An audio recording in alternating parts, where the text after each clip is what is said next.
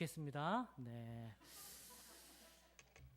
오늘 하나님께서 우리에게 주시는 말씀은 마가복음 5장입니다. 마가복음 5장. 마가복음 5장 25절에서 34절까지의 말씀입니다. 마가복음 5장 25절에서 34절까지의 말씀을 교독하도록 하겠습니다. 12해를 혈루증으로 앓아온 한 여자가 있어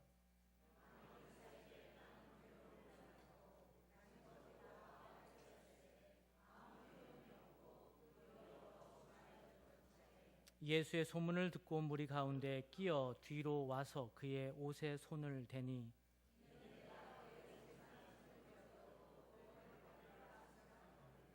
이에 그의 혈루 근원이 곧 마름에 병이 나은 줄을 몸에 깨달으니라.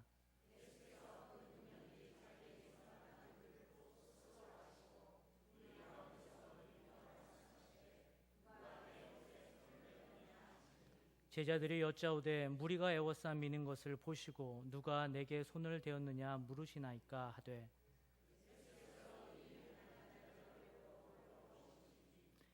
여자가 자기에게 이루어진 일을 알고 두려워하며 떨며 와서 그 앞에 엎드려 모든 사실을 여쭈니 따라 내 믿음이 너를 구원하였으니 평안히 가라 내 병에서 놓여 건강할지어다. 아멘. 스티브 잡스가 누군지 아시죠? 스티브 잡스가 2011년 아이패드 2를 내놓으면서 자기 회사의 철학을 밝혔습니다. 자기 회사의 우리 회사의 DNA는 기술력이 아니다. 우리 회사의 기술은 인문학과 결합이 되어서 탄생한 것이다. 이런 이야기를 했습니다. 기술력과 인문학이 합쳐졌다는 것이죠. 그런 이야기를 듣고 난 이후에 저는 그를 유심히 보게 되었습니다. 그가 말한 기술과 인문학의 연결점은 부드러우면서도 직관적인 디자인에 숨겨져 있다고 말하고 합니다.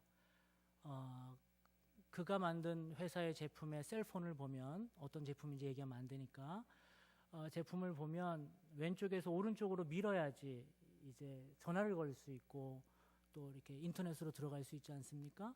이 슬라이드 투 언락이라고 하는 이렇게 밀어야 되는 원리는 문을 열 때의 원리라고 합니다. 왼쪽에서 오른쪽으로 문을 열고 들어가는. 우리는 이렇게 미국에서는 밀어서 하는 것이지만 이 사람은 동양 철학에 심취되어 있던 사상이 그렇게 접목이 된 것이죠. 그리고 또 하나는 둥글면서도 아주 단순한 그 안에 아이콘들이 있지 않습니까? 이것은 사람의 심장을 형상화한 것이라고 직관적으로 그렇게 그려넣었다고 얘기를 합니다. 그러나 무엇보다도 인간을 배려하면서 기술만이 아니고 인문학, 인간을 배려하면서 만들었다고 하는 기능이 이어폰 기억 기능이 있다고 해요. 저도 그 이야기를 듣고 진짜 실험을 해봤는데 어떤 것이냐면 이어폰으로 음악을 듣고 있다가 이제 우리가 요리를 하거나 청소를 하거나 또 샤워를 하거나 하면 볼륨을 최대치로 해서 다른 일을 하다 보니까 음악을 들어야 되거나 할 때에 그러다가 갑자기 무심결에 이어폰을 꽂고 듣게 되면 어떻게 되겠습니까? 볼륨이 이미 최대치로 되어 있기 때문에 고막에 무리가 가겠죠. 그래서 처음에 이어폰을 듣고 있다가 뺄 때 그 기억으로 해놨다가 뺀 다음에 아무리 볼륨을 높게 해놔도 꽂을 때 다시 그 처음에 뺄 때의 그 볼륨으로 돌아가게 만들었다는 것이죠. 단순히 이제 그렇게 하면서 상품을 팔아내는 거겠지만 어쨌든 그 사람은 기술과 인문학, 테크놀로지와 리버럴 아츠의 만남을 강조해서 이야기하고 있습니다. 제가 생각하기에는 어쨌든 사람들이 이 브랜드에 열광하는 이유가 차가운 기계를 만지면서 따뜻한 사람 냄새를 느낄 수 있기 때문에 그런 것은 아닌가라고 생각을 해보았습니다. 오늘 본문의 배경도 지금처럼 기계의 차가움은 아니지만 남의 식민지로 살아가면서 그 사람들, 그 안에 있는 식민지로 살아가는 백성들의 정서적, 영적 차가움이 그대로 느껴지는 도저히 따뜻한 사람 냄새라고는 찾아볼 수 없는 배경에서 시작하고 있습니다. 마가복음 5장은 크게 전반부와 두반부의 큰 스토리로 나누어져 있는데, 전반부의 주인공은 거라사의 귀신 들린 청년의 이야기입니다. 얼마나 한 사람에게 귀신이 많이 들어갔으면 성경은 그를 군대 귀신 들린 자라고 표현을 하고 있죠. 이 청년이 귀신이 들렸기 때문에 밤낮 소리를 지르면서 그 동네를 배회합니다. 그리고 얼마나 소리를 쳤던지 사람들이 그를 피하기 시작을 합니다. 아마도 그 당시에 그 지역에는 부녀자들과 또한 어린아이들이 맘 놓고 다니기가 쉽지 않은 동네일 수 있습니다. 몸을 제어해야 하기 때문에 어떤 일이 벌어질 수 없기에 그 동네는 사람 사는 동네라고는 보기가 힘들 것입니다. 더군다나 우리가 염려하듯이 땅값도 떨어졌을 겁니다. 그렇게 그 지역은 정말로 사람 살기가 쉽지가 않은 동네이죠. 그러나 예수님께서는 말씀 한마디로 그 청년을 고치십니다. 그리고 귀신을 쫓아내십니다. 그러나 그 귀신들이 돼지떼 2,000마리나 되는 돼지떼에 들어가기를 원했고 예수님 그것을 허락하셨고, 그래서 돼지떼들은 바다에 가서 몰살을 당합니다. 아닌 마음 중에 홍두깨처럼 돼지떼를 키우면서 생계를 유지했던 그 사람에게는 생계의 타격이 이만저만이 아닐 것입니다. 그래서 사람들에게 이야기를 하죠. 예수님 부담스럽다고. 그래서 마을 사람들은 모아서 뭐라고 얘기합니까? 예수님 때문에 우리 동네가 사람 살기 좋아진 것은 확실하나 부담스럽습니다. 우리 동네에서 좀 떠나시지요. 이렇게 얘기를 하고 있습니다. 아무리 예수님이 사람 사는 동네로 만들어졌다 해도 그들에게는 인간 냄새가 중요한 게 아니고 돈 냄새가 더 중요하다는 것이죠. 그런 삭막함이 오늘 마가복음 5장 전반부의 이야기입니다. 그렇다고 후반부는 좀 나아졌을까요? 후반부의 주인공처럼 보이는 오늘 본문의 주인공인 12해를 혈루증으로 앓는 한 여자는 참 불쌍한 여인입니다. 왜죠? 그 병 때문에도 그렇죠. 혈루증이라는 것은 기능성 자궁 출혈로서 여성이 임신이나 월경 때 외에도 자주 하혈이 되는 여성에게는 참으로 힘든 병입니다. 이렇게 불쌍한 이 여인이 병을 가지고 있는 이 여인에게 더 불쌍한 것은 마가복음 후반부의 주인공이 이 여인이 아니고, 이 여인의 이야기는 회장장 야이로의 딸을 고치러 가는 그 본문에 살짝 끼어 있는 본문이라는 거예요.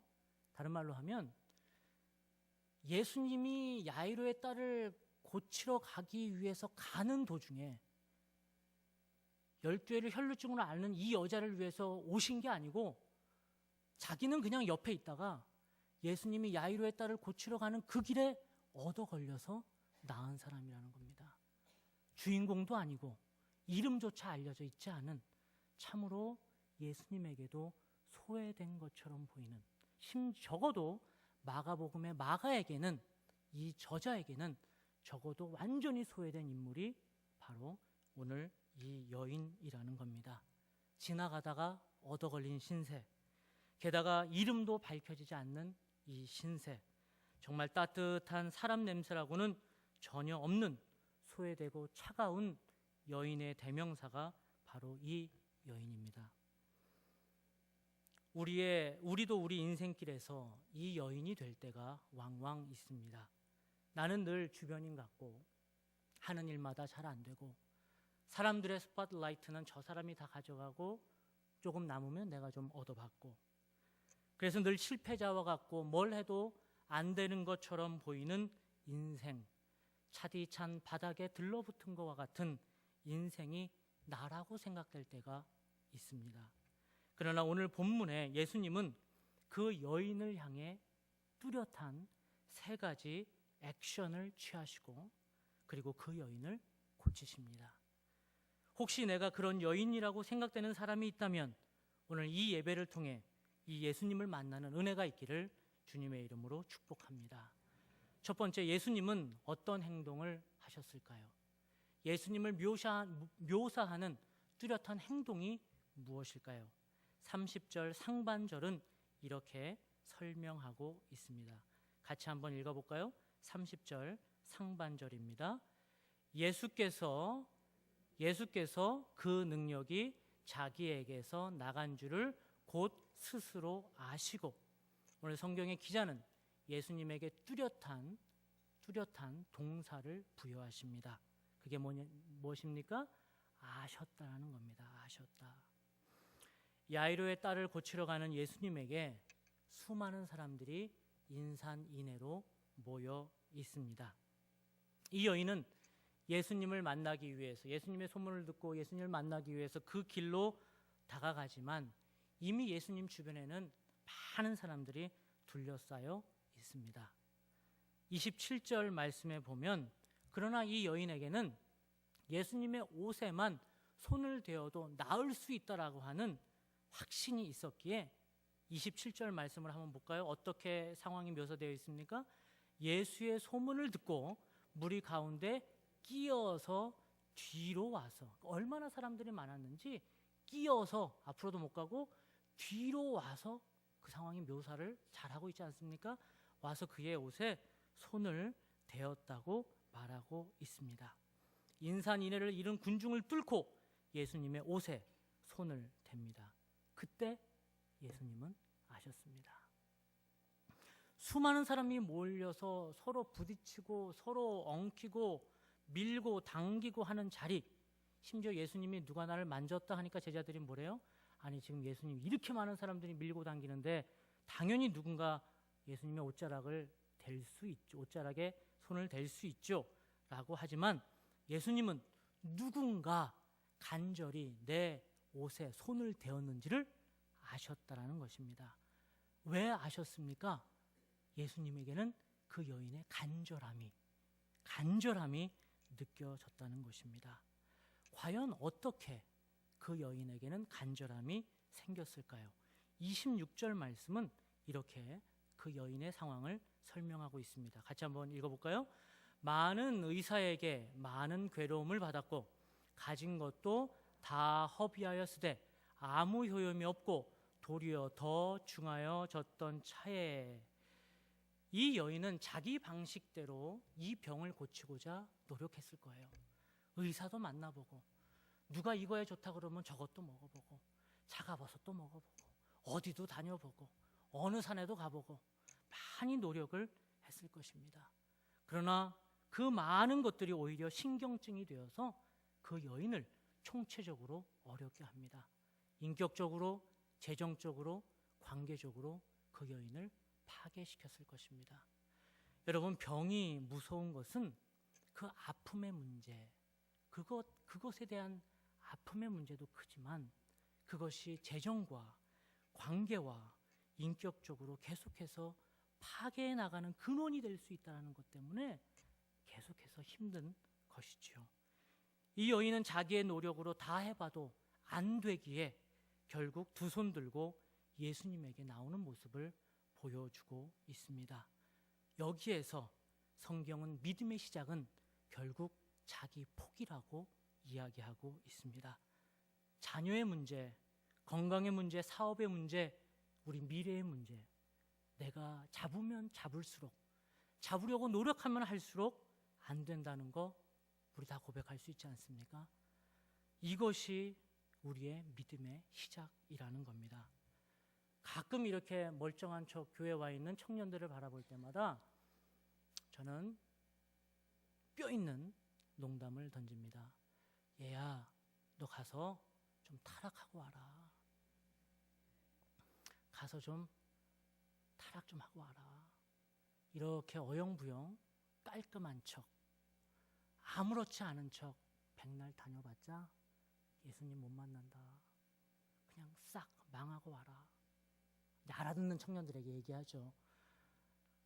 그럼 이게 무슨 말이냐? 이 목사님 입에서 저런 말이 나와도 되냐? 그게 복이다. 이렇게 얘기를 합니다. 겉으로는 멀쩡한 척 다녀도 한번 바닥을 치지 않으면 그 간절함이 나오지 않습니다. 정말로 하나님을 내가 왜 만나야 되는지에 대한 간절함이 나와야 그 옷에만 손을 대어도 낫겠다고 하는 이 여인의 믿음이 우리 안에 생긴다는 것입니다. 내 힘이 싹 빠지지 않으면 절대 예수님을 만날 수 없고, 내 간절함이 생기지 않는다는 것입니다. 그러한 간절함을 예수님이 아셨다라는 것입니다. 두 번째, 예수님의 액션이 30절 하반절에 나오고 있습니다. 같이 한번 봉독해 보겠습니다. 무리 가운데서 돌이켜 말씀하시되, 뭐라고요? 무리 가운데 돌이켜 말씀하시되. 예수님은 당신의 가던 길을 돌이켜 그 여인을 봅니다. 돌이키셨다라는 것이죠. 유턴하셨다는 것이에요. 이 여인이 자기의 방법을 포기하고 주님을 찾을 때에 주님은 당신이 가던 그 길, 심지어 회당장, 장따 붙은 사람, 장에게 가던 그 길을 가지 않으시고 돌아서 그 여인에게 오셨다라는 것이죠. 사실 이 여인의 기록은 마가복음은 그래도 상세히 기록되어 있지만 누가복음은 더 짧게 기록되어 있고요. 그렇게 성경에서도 많이 주목하지 않는 본문입니다. 그리고 누구를 고치러 가셨습니까? 죽은 자를 살리러 가시는 이 길에 많은 사람들이 예수가 어떻게 하는지 보러 가는 길이었습니다. 이 여인에게 관심도 없었던 것이죠. 예수님이 죽은 자에게 어떻게 하시나?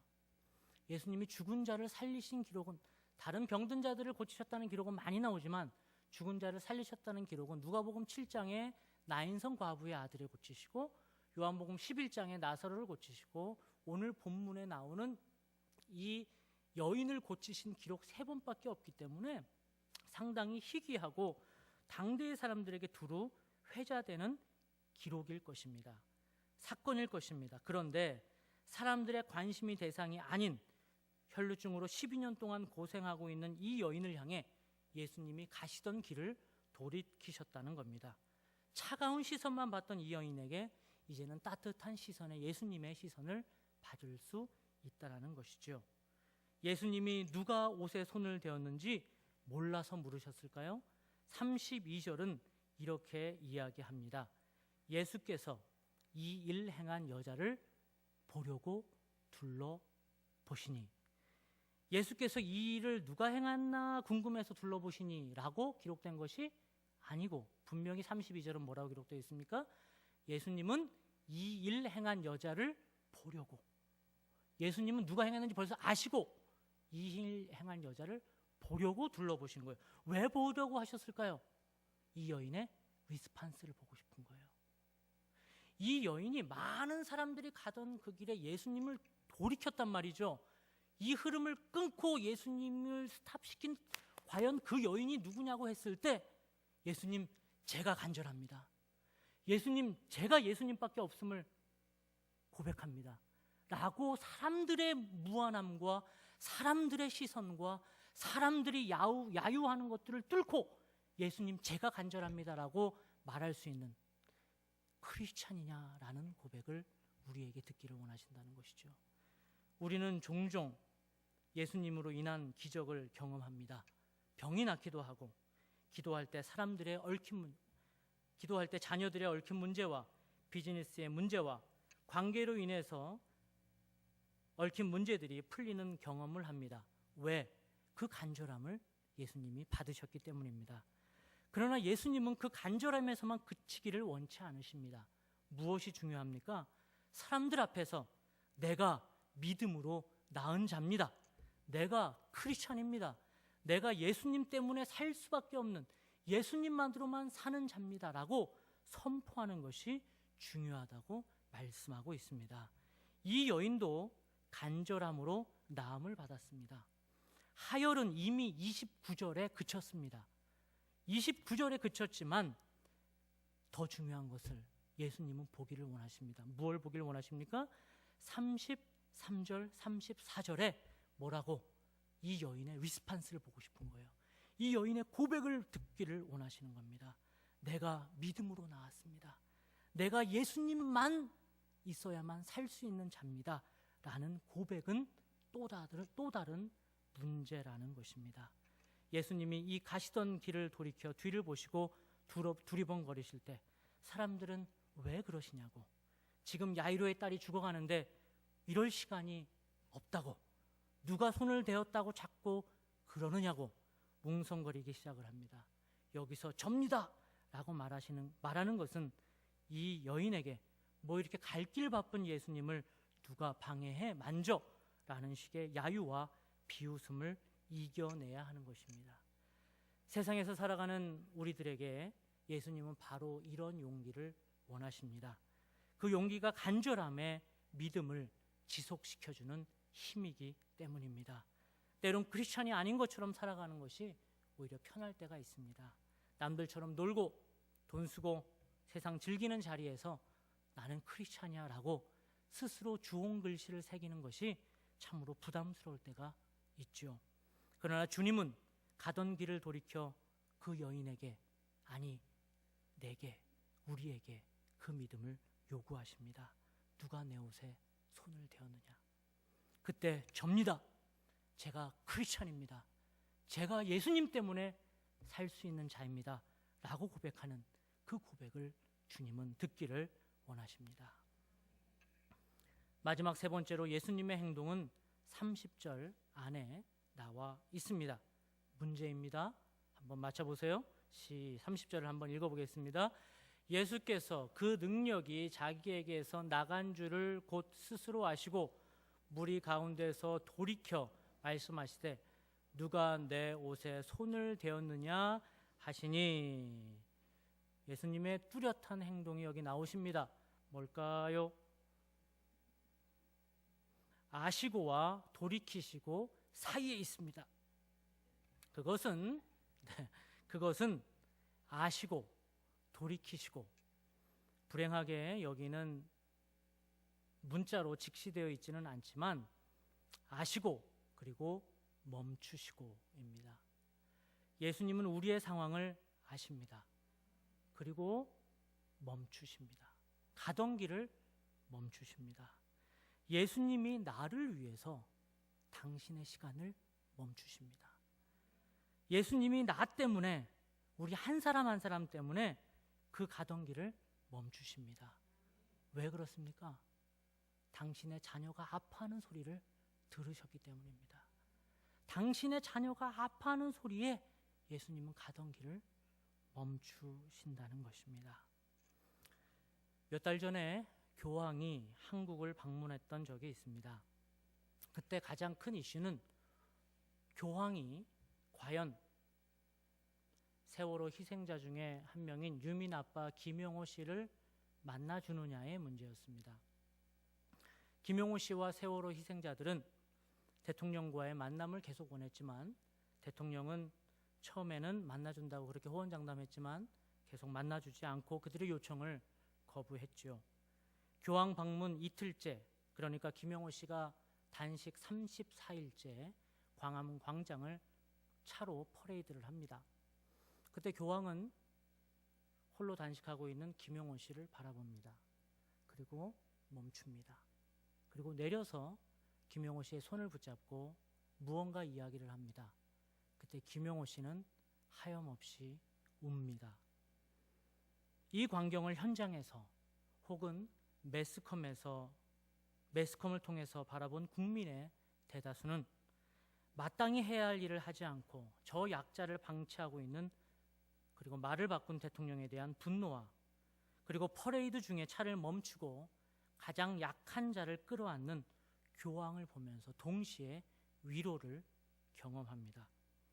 그러나 제게는 이런 두 감정보다도 이런 위로를 왜 개신교가 하지 못하고 천주교에게 빼앗겼을까라고 하는 안타까움, 그리고 동시에 이 본문에 예수님을 떠올리게 되었습니다.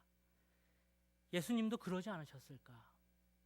수많은 사람들의 관심이 예수님에게 집중되어 있지만 당신의 이 관심을 가장 소외되고 약한 실패자로 살아가는 이 여인에게 부으시기 위해서 가던 길을 멈추셨다는 것입니다. 분주하게 살아가는 우리에게 오늘 30절에서 단어로는 직시되어 있지 않지만 예수님의 멈추심이 큰 은혜로 다가오고 있습니다.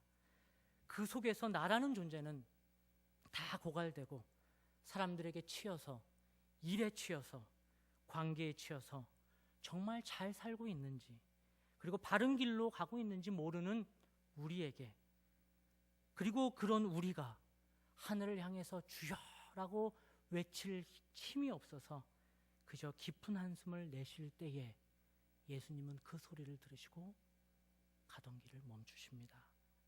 당신이 가던 그 길을 멈추십니다. 사람들은 뭐 하냐고 빨리 가서 야이로의 딸을 고쳐야 된다고 격정을 내도 예수님은 멈춥니다. 왜? 내 깊은 한숨 소리를 들으셨기 때문입니다. 왜? 그 한숨 소리에 새벽잠 이루지 못하는 어머니와 같이 우리를 사랑하시기 때문입니다. 왜? 그 사랑 때문에 우리의 그 아픔에 같이 아프시기 때문입니다. 그만큼 우리를 사랑하시기 때문입니다. 여러분, 그 예수님의 사랑을 좀 느끼고 사십니까? 그 예수님의 사랑이 내 가슴 속에 좀 와닿아 있습니까?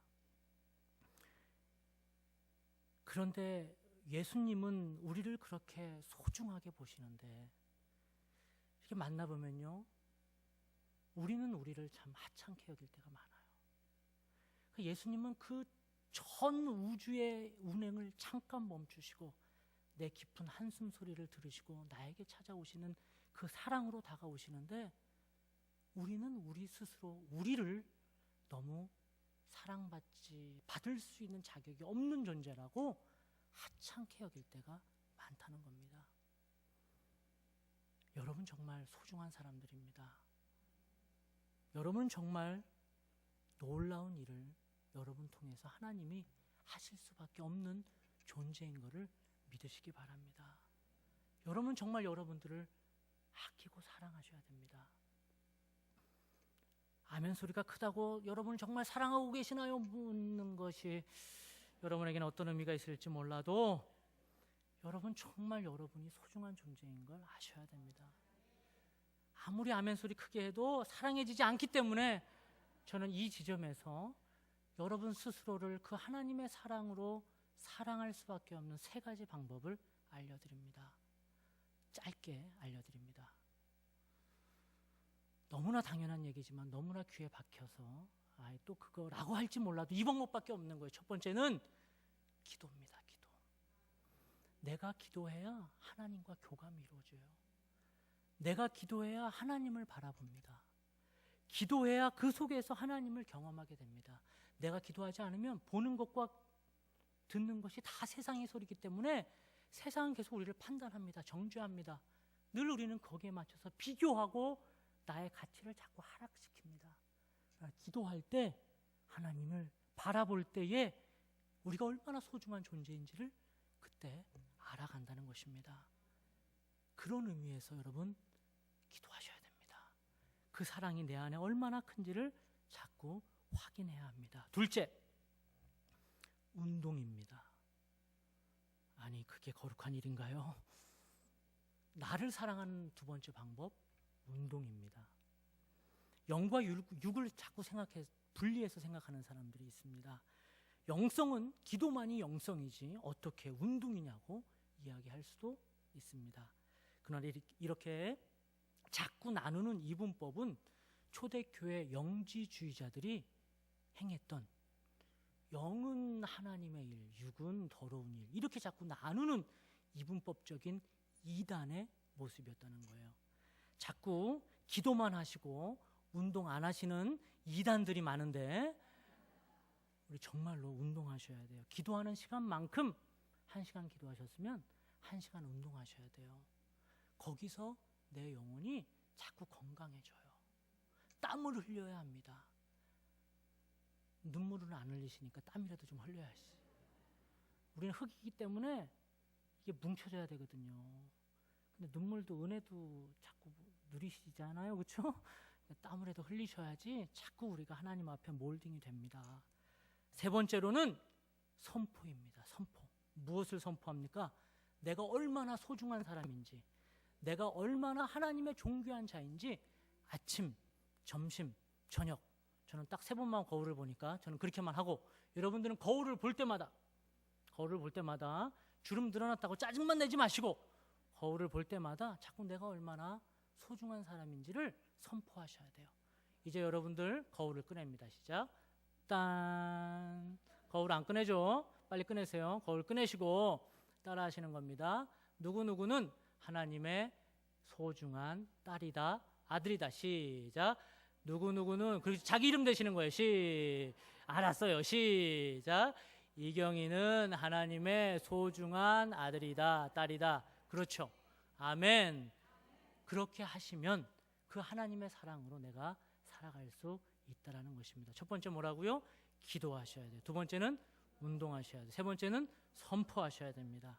사랑하는 시온교회 성도 여러분, 오늘 본문의 12회를 혈루증으로 앓던 여인처럼 늘 주변인 같고 늘 실패자와 같고 나는 뭘 해도 안 된다고 생각하는 인생처럼 차대히 참 바닥에 들러붙어서 살고 있다고 생각되시는 분들이 계십니까? 그러나 주님은 오늘 본문 말씀을 통해서 먼저 나의 아픔을 아시고 그리고 가던 길을 멈추시고 그리고 나를 향해서 돌아서 다가오셔서 내 손을 잡으시는 주님이 있음을 말씀하고 계십니다. 이제 그 사랑 앞으로 나아갑시다. 그리고 그 사랑의 주님을 경험합시다. 그 사랑 앞에서 내가 얼마나 소중한 존재인지를 알고 나를 향해 얼마나 놀라운 비밀과 뜻을 그리고 나를 향해서 얼마나 놀라운 계획을 하시는지 경험해서 날마다 소중한 사람으로 살아가시는 모든 분들이 되시기를 주님의 이름으로 축복합니다.